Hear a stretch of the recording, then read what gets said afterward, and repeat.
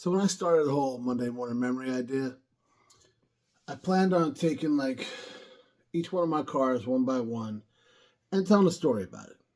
And we've kind of done that, but throughout only the 2 months we've been doing this, we've hit a couple cars that I never owned. And we actually started out with one that I never owned. So I guess it's only fitting that every now and then we throw another one in. And, this week, we're taking a request. So, here's your Monday morning memory from Pugliese Speed Shop. Like I said, guys, we're taking a request. And since it's about a car I've never owned, we can't go to my book. You guys think you know where we're going? Over here to my father's book. Now, the person that requested this, I think there's two reasons they requested it. Number one, they want to hear the story. But because it was their car, and they really want to know what happened to that thing. So there is my dad, my two brothers, Anthony and Joey, and my mom's 1996 Chrysler Cirrus. Yeah, guys, so my mom had this car, okay? And I think she's been wondering since around 1996-ish what the hell happened. Because I might have told a few stories that resembled the truth and a few stories that were nowhere near the truth. Because, guys, this thing took a beating. Unlike, actually, what sparked the interest in this is my mom watched last week's Monday Morning Memory, where I mentioned that I didn't beat the neon up more than I did anything else. And she commented asking, how about telling the story of the car you did beat up? I figured, why not? She's far enough away that she'll probably calm down by the time she gets here to joke me out. But the statute of limitations has to be up on all of the laws that were broken that night and in the weeks to come by a couple of different people. We'll skip over the details, for obvious reasons. But I was home on leave for Christmas of 1996. I just started dating Megan, and everything was going pretty good. So why not screw things up? That's what you do especially when you're, 19 years old, and clearly just making the best decisions in my life, right? Well, I started dating Megan, so I guess I kind of did. Anyways, I was home on leave, and my parents had moved from the Poconos down to Hamburg, PA, which is a nice little quaint town, right? About 80 miles from where I went to high school. So none of my friends were around. I didn't know nobody. And I says, whatever. I was just spending time with the family. Everything was cool. And my mom said, you should go hang out with your friends. Why don't you go see your friends up there? I said, whatever. But eventually my buddy Rob Verone hits me up, right? We'll show you a picture of Rob right in this region here. He was I'd like to say borderline criminal, but he's probably crossed over that border quite a few times, if I'm being honest. Not at that point. He was still somewhat innocent. For the record, I haven't seen Rob since this time when this story happened, and I don't think anybody has. He took off down to Florida or something. I don't know. Well, that maybe this video brings him out of the woodwork and we find out where he's at. But that's not what the story's about. I said, okay, but I don't have a vehicle. So my mom says, you can take my car. My dad was not on board with this. Probably because he knew me. But the car was a lease. It was only 3 months old. So I said, okay. It didn't even have 3,000 miles on it. which were all facts that my dad pointed out to me before I left. Don't F this car up. There's, like, it's at least, I got it, Dad, come on, what's the matter? So I get in the car, and I shoot up to the Poconos, pick up my buddy Rob, talk to his parents a little bit. They were super cool. His dad looked just like Sylvester Stallone, and his mom was like smoking hot. And it was like, Johnny, you know what I'm talking about. But yeah, we that's about boot camp, this, that, whatever. I scuffed deployment. Like, guys, I was a world traveler at this point in the game, right? So we take off out of there. We shoot up to the resort Rob worked at, and got our hands on a couple beers, and turned into a couple more, and then we went to some other places. The resorts around there at this time, we knew guys that worked at every one of them, so it didn't matter we were 19 years old. Like I said, mistakes were made. So we're going from one place to the other, and we decide, I can't remember where we were at, but we decided to head up to Fernwood, which was like 10 minutes from where I lived, down the bottom of the hill there, and it was a pretty big resort at the time. Now I think it's burned up, if I'm being honest. But we get in this car, and there's this road. We know all the back roads. All the kids knew all the back roads, so you get home faster, you avoid the cops, whatever it might be. Well, I had like trucks back then, and after I got rid of my Trans Am, I didn't have anything like fast, right? So I would hit these back roads, and we used to all do it in Jeeps and pickups and whatnot. And it was like these dips, and we would hit these dips pretty fast, launch the truck, and it felt like you were Dukes of Hazzard, but in reality, it wasn't. Maybe you barely got the wheels off the ground, right? But it was cool. We had fun and whatever. Well, I'm in a car. It was a V6. They had a 3.0. It was definitely faster than my Jimmy or my Jeep was, right? So we are on this road, and we are getting it. I don't know how fast we're going, guys, but it was probably between 80 and 100 miles an hour in a 35-ish. And it's Pocono Mountain roads. But I knew the roads to this day, guys. I took these roads like 2 or 3 years ago. I still know them all at the back of my hands. Crazy the things you remember, right? So we're getting it, and Rob's having a great time of his life, and this car handled, man. This wasn't just your regular. If you don't know anything about the Chrysler Cirrus, it was like took the place of the Acclaim or the Dodge Spirit or whatever, and it was the Chrysler version, and it was like a JXI, which is like the top of the line one. It had all the gold package on it. We'll show you the picture again, and this is I think the only picture ever in existence of this car, but really got power, everything, limited, all the everything. Had the ground effects with the beefed up suspension, aluminum wheels, all the stuff of the 90s that you wanted, right? This thing handled better than anything I ever had my hands on before. And it was like it was on rails. I was like, wow, this thing is awesome.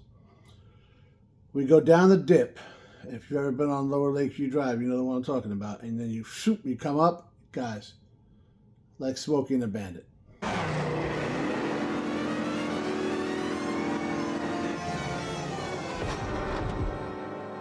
All right, the amount of air we caught was unreal. I can't even explain to you. All right, so, well, the problem with that is the road went like this right afterwards, and we're seeing a tree. And everything goes slow motion. I'm in my head of how am I going to explain to my old man how I hit this tree about 4 feet in the frickin' air. Right, that's what's going through my head. Somehow, grace of God, we land. And as soon as we land, I whipped, and this thing handled. It just went and kept going. I'm like, oh, okay. Whew. Now we didn't notice anything at this point in the game. We just continued to get it and be impressed with this car all the way down this road. Get to the end of the road, bang a right at the stop sign, boom, boom, boom, down to the Fernwood. We park in the back with the staff. My buddy Mark was working. He was a cook there. We're going to go party with him. He was actually living in like little bungalows behind there. So we're like, yeah, we're going to go hang out. It's going to be great.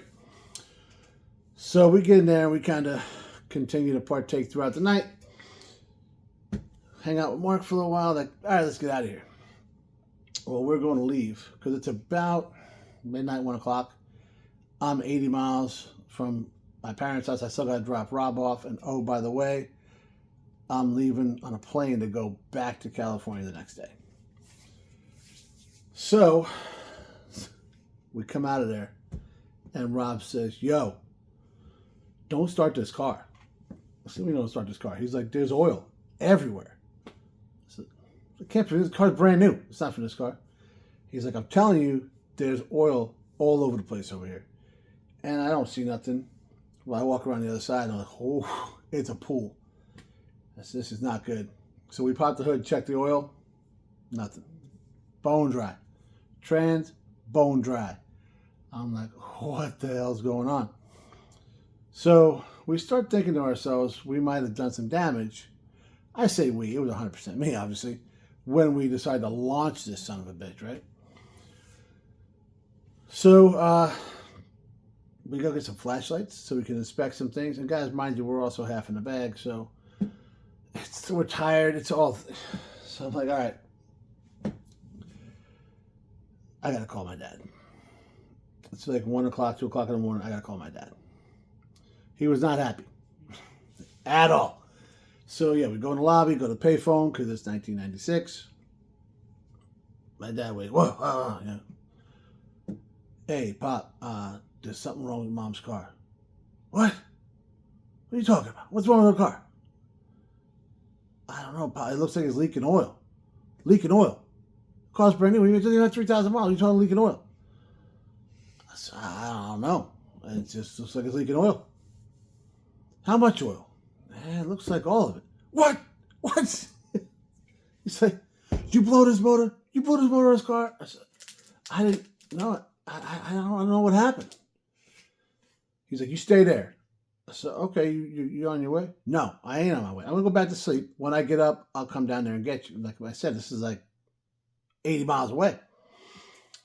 I said, okay, you better be there. I said, holy shit. What time you going to be here, Pop? I think he said 8 o'clock. So we call Rob's mom to come pick us up because it's December and the Pocono Mountains, it's freaking cold. And we didn't have 2 nickels rubbed together to get a room or nothing like that. So his mom picked us up, took her back to his house. We crashed there for a few hours, and she knew my old man was hot. So she's like, all right, yo, I'll make sure you're back there. So she gets us up. She takes us back there. Sweetheart, this one type. And I said, you gotta wait? She said, good luck. Because as we came around the corner, we saw this car. I did not realize what happened to this thing. Apparently, the suspension completely compressed. Ground effects, no longer with us. Front valance gone. Bumper jacked up. The exhaust was ripped off at like the collector. It was nothing. It was just tore. Oil pan gone. Trans pan was gone. All the cross member, everything was just, it was mangled. I think one of the rims cracked or something like that. It was, but you could just see this thing and it looked like something out of a freaking movie. I'm like, oh my God, he's going to kill me. That's what, they were not sick. They got the hell out of there. My dad, I'm standing in front of the car just waiting to take my licks. And he shows up and he was so mad he didn't know what to say. And I 100%, he was not in the wrong at all. And what the hell did you do? So backstory, the Poconos was known for ridiculous speed bumps, right? Especially all these developments and resorts and stuff. They had just speed bumps everywhere. Where we lived up in Bushkill up that way, there was some crazy ones that would rip the exhaust off of cars. It was nuts. So my genius plan, because I didn't want to tell my father what I really did, was I hit a speed bump. You see, you hit a speed bump. I said, yeah, Pop, I hit a speed bump. I was going too fast over there at Fairway Villas, and what do you do, mock Jesus? What do you mean you hit a speed? No, you hit a speed bump. That's what I did, Pop. And I stuck by that. No matter how mad he got, I stuck to it. And he didn't believe it for a second. Nobody did. So, I don't remember a lot of that ride home. I believe I've forced it out of my memory, but it was not a good ride home. And then my last day there before I headed back was just not great. But things ended up being okay. Obviously, things always work themselves out, right? I remember my dad had just traded in at the dealership there, like an '87 Monte Carlo, real clean car. They gave the guy like $250 for a trade or something like that. I mean, these were cars that nobody back then. Now forget about it. G body. So I had bought it, and we were like, yeah, we'll keep it at the house, and I can run it when drive around when I'm home on leave. This was the plan. We talked about this actually right before I left with the car I wrecked. So my dad's like, that friggin' Monte Carlo is done, dude. We're gonna have to sell that thing because I'm not paying for this shit. This is you. I said, I agree. I don't remember how it all worked out. We sold. Well, I didn't do anything. I got on a plane, went home, and I was like, never been so happy to be stationed in California. But my dad sold the Monte Carlo, used some of that money to pay for what I did, and somehow, like I said, things might have been done, but some things got covered in warranty. I think it was, I don't know, I think the trans pan, the oil pan, and the exhaust. I don't know what he had going on, what story he told. Hopefully it's better than the one I told, but we got that covered under warranty. A couple of things were the damage that was, I had to pay for like the rims and the ground effects and all that kind of stuff is what I paid for. Some of it by selling that car, and I believe I made payments to him for the rest or something. It was not my finest automotive experience. So when they got everything fixed, everything's all good. The car looks beautiful, and the back doors don't close right. You got to slam these things and get them to close. So apparently the whole car tweaks, which that's bad. That's obviously bad. So 1997 model was out by now, and he bought or leased a Chrysler LHS, which to this day I still think is a beautiful car. It's black and had like a gray leather interior. He was famous for the pinstripes. It had like a red and gray pinstripe. It's a really beautiful car. My mom was not a fan of that car. She felt it was too big, wide. 4th Street in Hamburg, it's tight, guys. So and there's cars on each side. It's almost like just coming through Brooklyn, almost like trying to get a car through there. My mom did not like try to get that thing. I mean, granted, it fit, but she went from the Cirrus. That was, so even though she ended up with a nicer car, it wasn't nicer to her or for her or whatever. And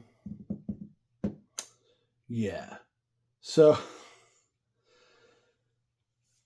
this is how things always work out too, right? My Uncle Joe comes with his cousin or something. I don't know. Somebody needed a car. And my dad's showing them different cars. She falls in love with this thing. Absolutely. It was a good looking car. Absolutely fell in love with it. My dad tried to kind of talk her out of it. She still would not. Wasn't hearing it. She bought it. And drove that car, I believe, for like the rest of her life.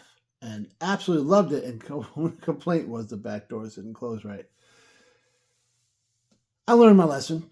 A year later, me and Megan are I think we're engaged at this point, and we go home, back to my parents' house, and for the holidays again, and we wanted to go to Jersey to see her aunt, and my dad's like, "You better rent a car." I was like, "Pop, 20, I can't rent a car." He let me take the car. There were a lot of words spoken. My mom was actually like, "Hey, he learned his lesson. He took care of it last time, and now he's with Megan. He's this, he's that. Let's give him a shot." And I didn't jump it, and I don't think I barely sped. Okay, and the car nothing happened to the car, and it was great. So I learned my lesson. I don't know that my dad did because he gave me the car, but. That's what happened. And it was funny, years later, probably 10, 15 years later, we're sitting around the table, and my father says, "Hey, you're 30-something years old now. What happened to my car?" And I told him, exact story I just told you. He didn't believe me. He said, there's no way you're that stupid. When you're 19, you can easily be that stupid. So that's the whole story, man. The whole truth, nothing but the truth. And, well, so help me God. Thanks for watching, guys.